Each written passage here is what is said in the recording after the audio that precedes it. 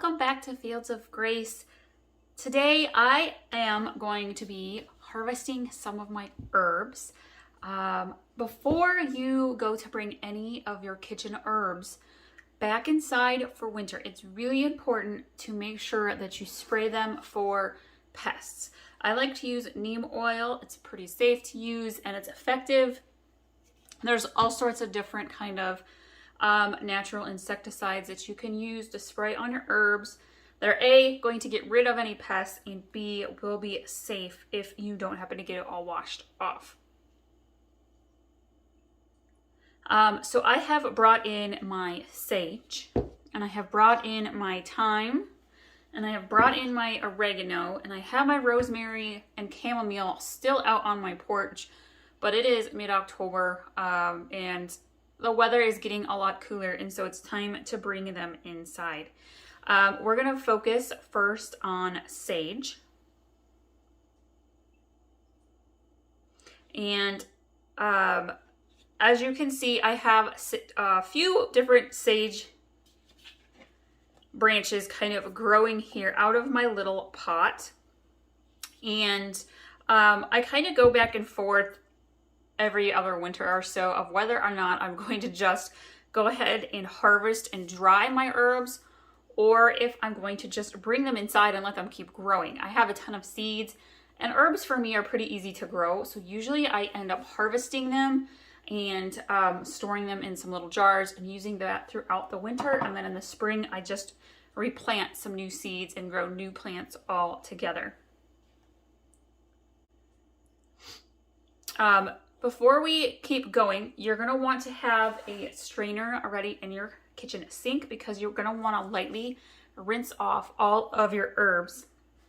And then I've got a serving platter here, and I have lined it with paper towels. I'm going to set the herbs onto the paper towels after we have rinsed them off, and then I'll show you how I hang mine up to dry and finish drying out before we put them in the jars. So for sage, first of all, what I'm going to do is look over the leaves, and you can see that at some point or another, something did enjoy eating a little bit out of some of the leaves. I automatically take those leaves, pluck them off, and toss them.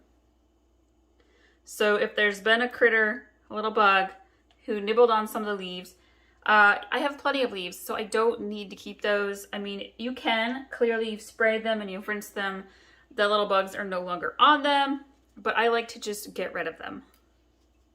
Especially if you're going to keep your plant growing indoors throughout the winter. The second thing I do is I look for any leaves that have some browning going on, or they just don't look as healthy. And I kind of pluck those off as well. This is especially important to do if you are going to keep your plant growing indoors throughout the winter. And actually, my sage plant is pretty healthy. There's not a whole lot to really pluck off, which is great. All right, so I'm gonna go grab my strainer. Now, sage itself is a perennial. It will come back in the spring if I were to leave it outdoors, whether it's in the pot or in the ground. It will come back for me. I am in zone 5. So in case you're wondering about that, and what I'm gonna do is I'm just gonna trim the leaves right off. I don't need any of the stem. And I'm going for the decent sized leaves. I'm not super finicky about saving every single little leaf. I just want the decent sized ones for when I am cooking. Speaking of being in the middle of October, guys, Thanksgiving's coming up. Stuffing is coming up for the turkey. Fresh sage goes amazing in your stuffing and with turkey, actually, and with potatoes. A whole lot of your side dishes.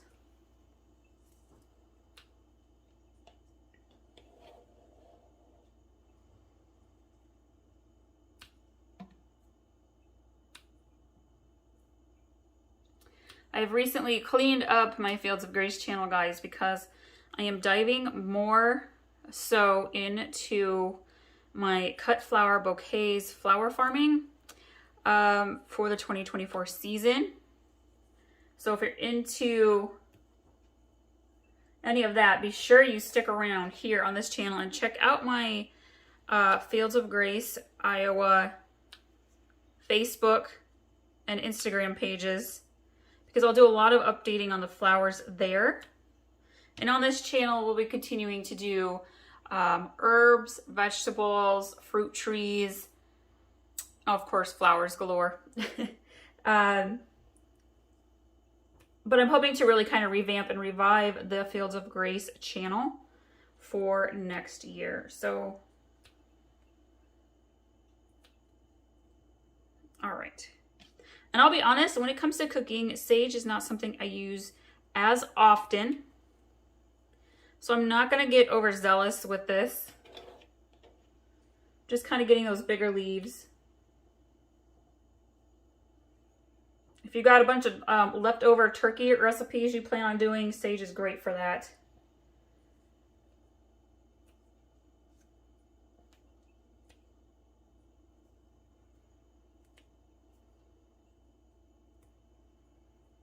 So I am not going to keep this particular plant going indoors. And so I have quite a bit here in my strainer. Enough for what I will use for cooking over winter. So when you are trimming your plant, take as much as you think you're going to use. And what I'm going to do now is I'm going to actually pare down my sage plants and see if we can get this in there. You don't necessarily want to cut all the way down to the dirt. You're going to want to cut down to where your little branches connect down to your main root, the main branch that you have.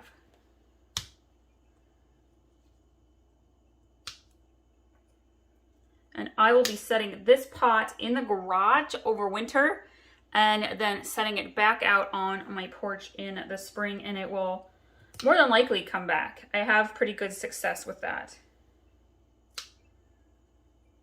So we're just kind of trimming off all the little sides of the main branch here. And then come spring, a lot of times I will cut down all the way down, and it will come right back up.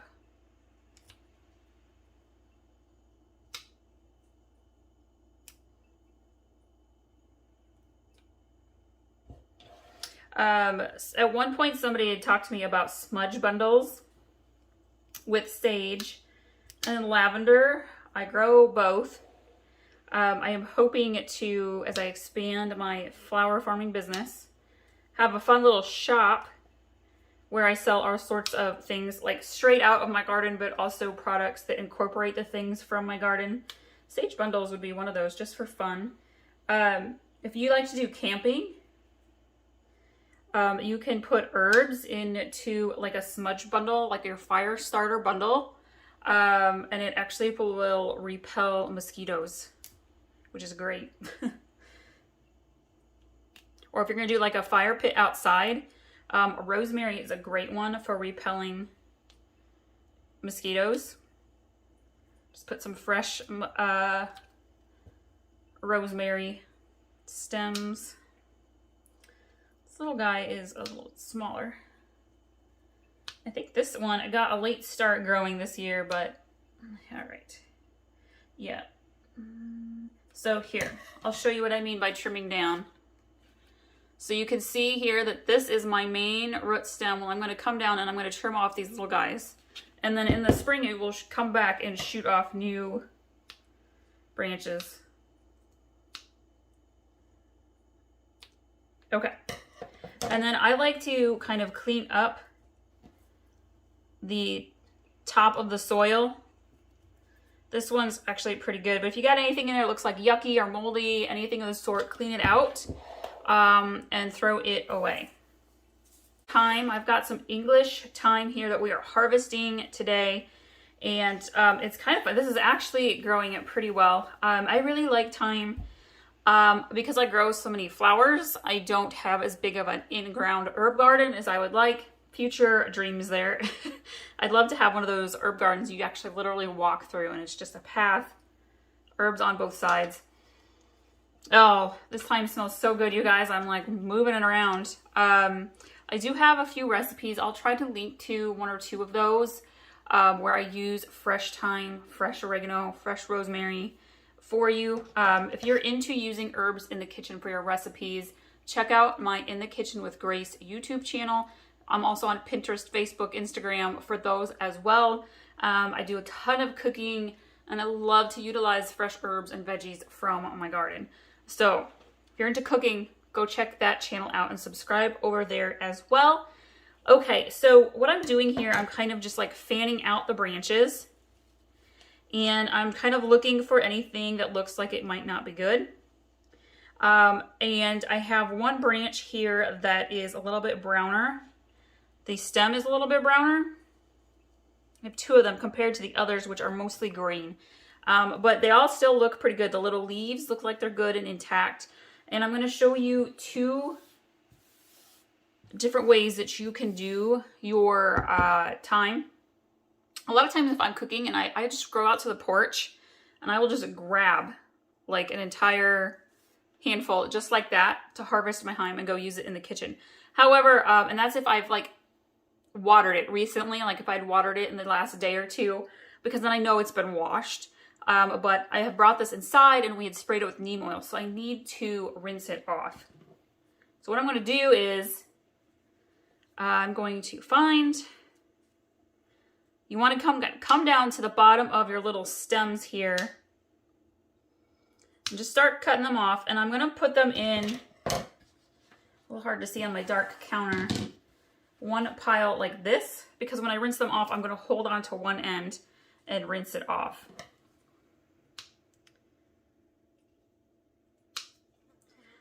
We cook a lot of chicken in our house, and thyme is so good with chicken. That's a baby leaf. Oh, let's see.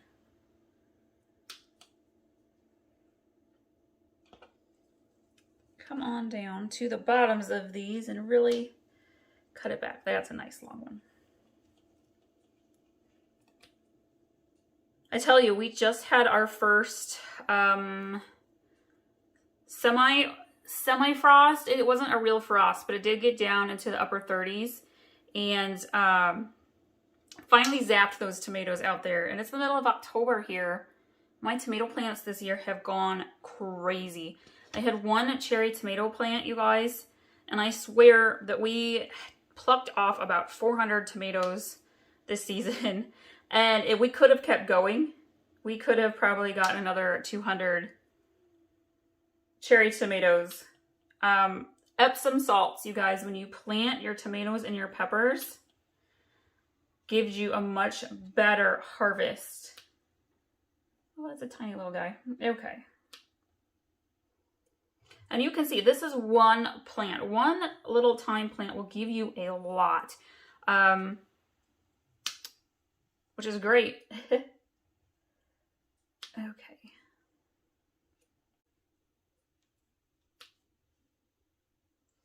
All right, that's probably enough off of there for me for cooking over winter. What I'm going to do is I'm going to just stem this on down. Now, again, it just kind of depends on your zone and what you do with your plants. I'm going to actually just cut this down. And I'm going to keep this plant and I'm going to keep watering it and keep it inside. I don't have a whole lot of space left for my indoor herbs and house plants, guys. I've run out of room. But I'm going to hang on to this one, but I trimmed her down nicely. And then after I have used these up, probably by mid-January, beginning of February, this will have grown quite a bit again. So I've trimmed her down nicely. And we're going to actually rinse the herbs separately because they're different style leaves versus stems. On to oregano. And my oregano has been thriving fairly well. Although when I'm looking it over, some of the leaves aren't super great. So as I'm harvesting my oregano here, I'm going to be a little bit picky. And again, we're going to do the same thing with oregano that we did with rosemary. We're going to trim down the stems to rinse them off, and then I will pick off the leaves. So I'm just going to go ahead and start trimming down.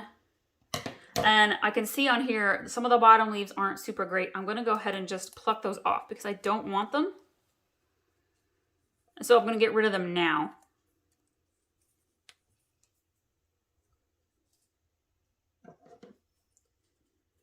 But a lot of these stems do look nice and healthy, which is great.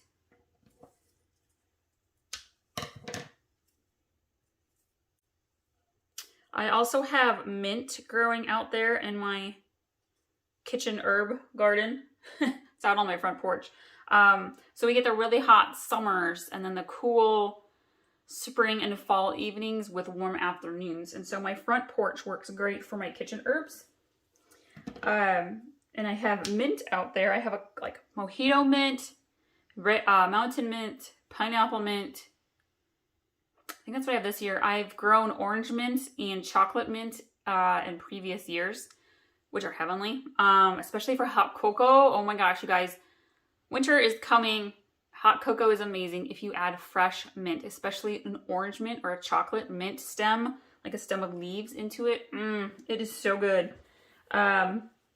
So if you have not grown mint, that is something to add to your 2024 growing season. But I like to use mint in fresh drinks, like iced drinks. Really, really yummy and refreshing. Mint is great for your digestive system.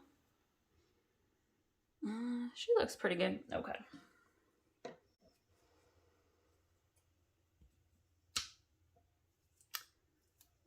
Now this one, I'm not sure if you can see it in the lighting. It's a rainy day today, so the lighting in here is not the best. It's got a little bit of a rusty color going onto it. You don't want those. And it looks like somebody was nibbling on some of those other leaves. Let me take a closer look.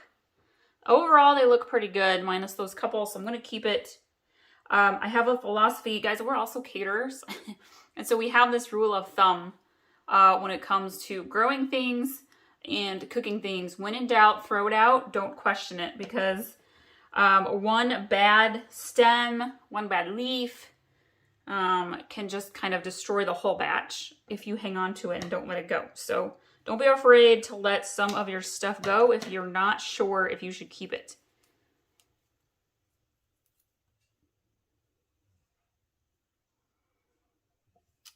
That reminds me, I love to do, like in the spring, I do garden tours and I go around to all my favorite greenhouses. And one time I had swung by a greenhouse, I hadn't been to it before.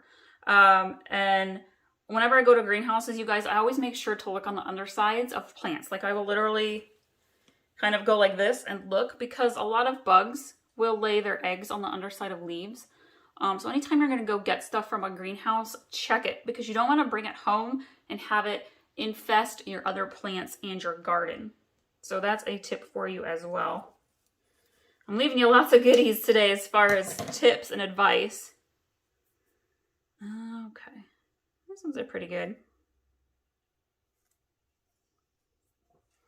We don't really worry about caterpillars in my area a whole lot with gardening. The only thing we really watch out for is the horned caterpillars for tomatoes. And honestly, this season I didn't see a single one, which is pretty awesome. And I don't really get a whole lot of squash bugs or beetles and that kind of stuff. Okay.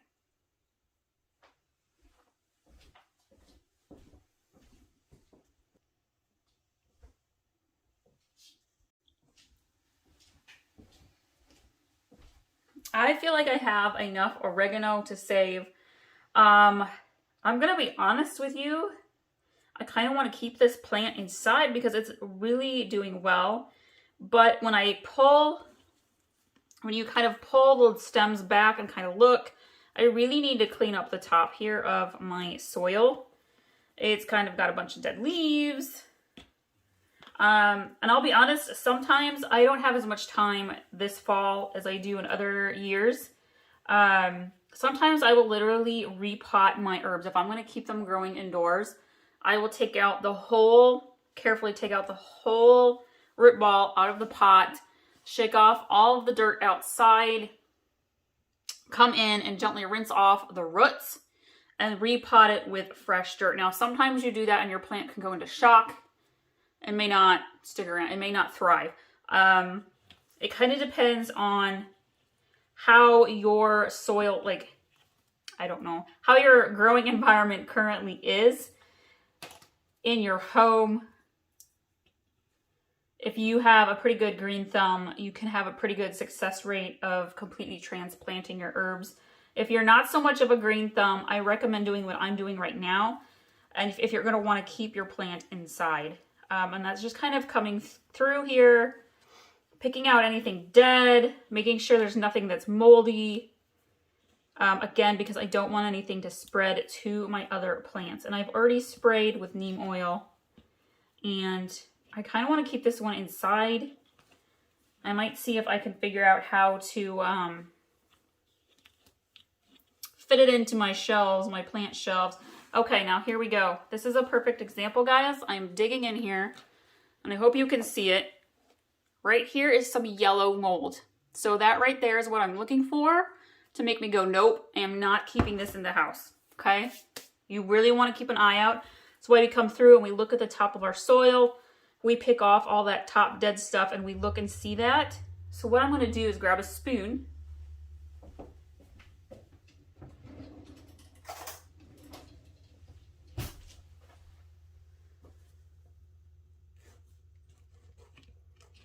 We're going to pluck that out of there in a big amount. That was a very small, isolated amount of mold. Actually, I think it was fungus, guys, yellow fungus. I see a little bit more. So what I'm going to do, I'm actually just going to toss this plant back out on my front porch. We'll see how much longer it keeps living, but I'm not going to keep it inside. I don't want to take that risk. I have got a ton of house plants and I don't want to do it. So you can always make that kind of judgment call in your own home. Maybe you don't have a whole lot growing inside. But I prefer anytime, again, when in doubt, throw it out, let it go. So I'm going to take that guy back out to my front porch. All right, you guys, I'm over at my sink now, and I'm going to start rinsing off my herbs. I have my sage leaves in here, and I'm going to turn my sink on, and I'm just going to use my nozzle and give them a light rinse.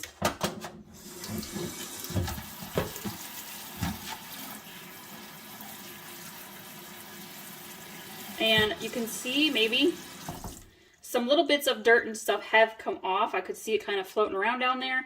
That's the idea. We're getting any of that last bit of stuff off. We're also making sure we rinse off any of our natural insecticide that we've put on. And then I'm going to set my leaves out here on my tray to let them start drying.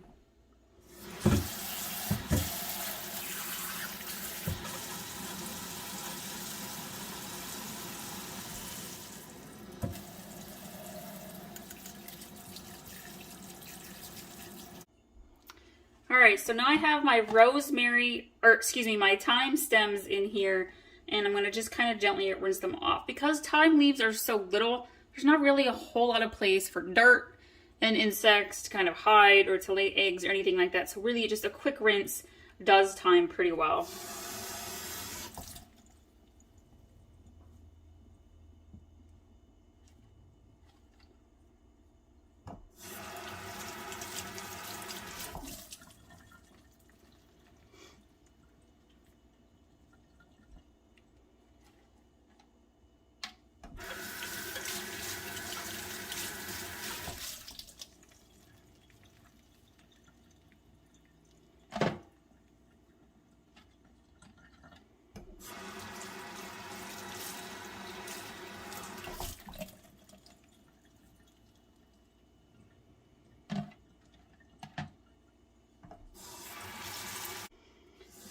Alright, now I'm doing my oregano,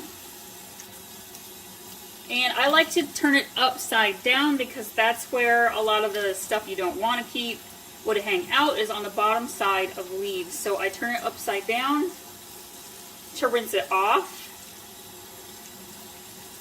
and then give the right side up also a quick rinse.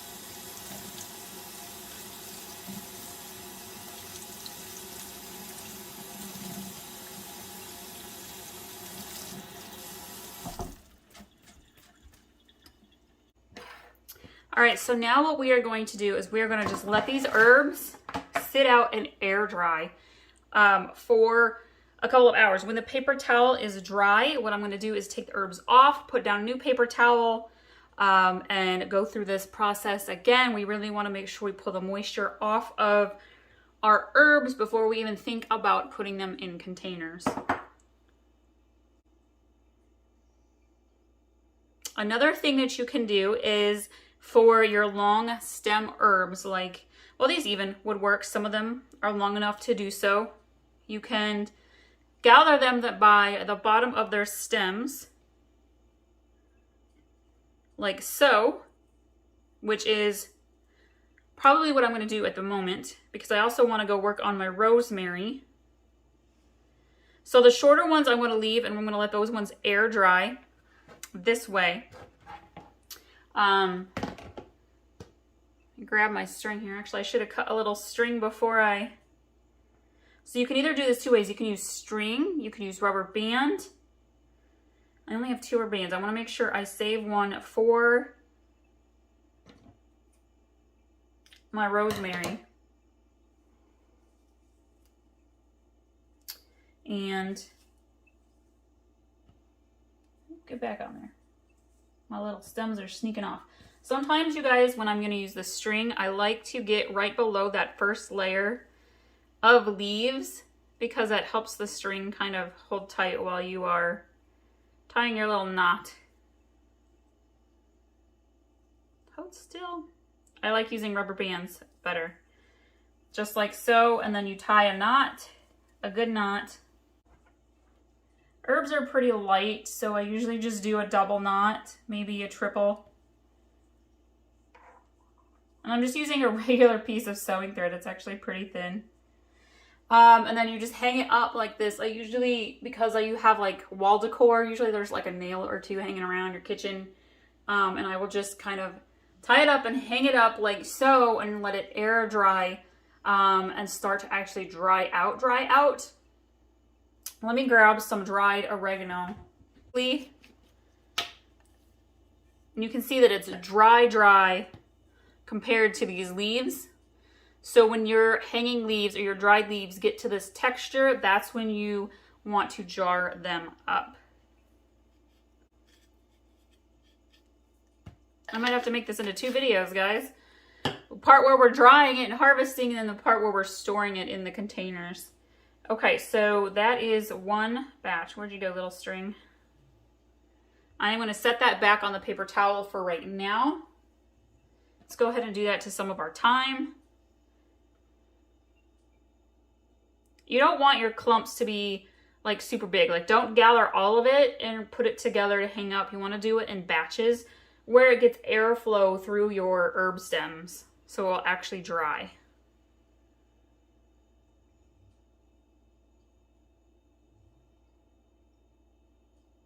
Oops, that one was 2. I thought it was a big long one.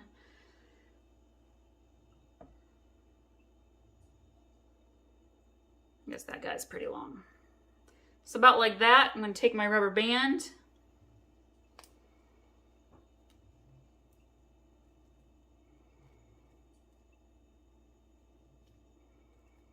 Smaller rubber bands, little hair tie rubber bands, the little plastic colored ones. If you've got daughters, those work amazing for bundling up your herbs. They're like the right size. Good enough. That's going to stay. And then I will hang that up as well. So that's an option that you can do if you don't want to just leave these out on trays and replace the paper towels every day for a couple of days. I decided I'm going to put the drying and harvesting herbs into 2 videos. So part 1 is the harvesting, the rinsing, and the preparing to dry. And then the part 2 video, which will follow up, is showing you what they look like when they are all dry and how I store them for winter and kitchen usage. But before we go, if you're going to keep any of your herbs indoors and you've trimmed them down like I have, I always like to give it another little spray just in case anything is hanging out in the dirt and tries to surface. The neem oil will kind of prevent them from thriving. So don't worry about overspraying your herbs if you're going to keep them inside. You just want to make sure that you rinse them before you use them in your kitchen. Thank you for joining us today, guys. Be sure to check out all of our other gardening videos. And again, if you're into cooking, check out our In the Kitchen with Grace YouTube cooking channel as well.